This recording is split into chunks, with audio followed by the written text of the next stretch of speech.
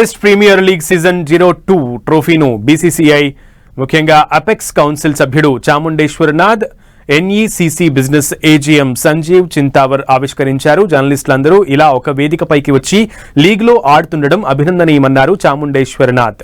Media సంస్థలన్నింటినీ కలిపి జేపీఎల్ను నిర్వహిస్తున్న sports journalist association తెలంగాణను ప్రత్యేకంగా అభినందించారు.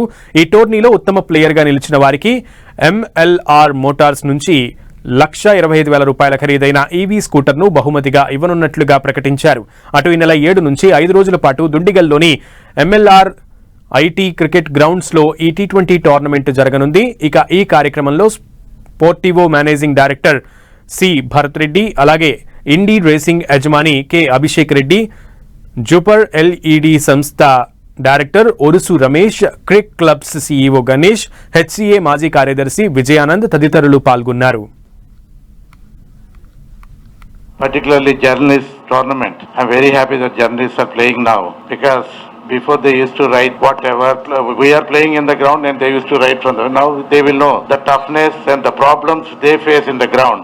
Now before writing they will think twice to now. So I'm very happy that all journalists, they should all play the games.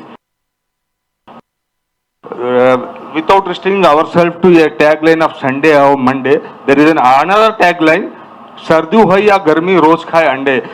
Mostly ఏంటంటే మన జనాల్లో ఏంటంటే వేసవి కాలంలో గుడ్డు తినకూడదు, ఉడుకు చేస్తుందని, అది కాదు. So any time one can have egg safely అనేది. ఒక గుడ్డు కేవలం 4% మాత్రమే ఎనర్జీ ప్రొవైడ్ చేస్తుంది for day requirement. So there is no restriction for having any number of eggs day. అది చెప్పాలని నేను మా ఉద్దేశం. అది కాకుండా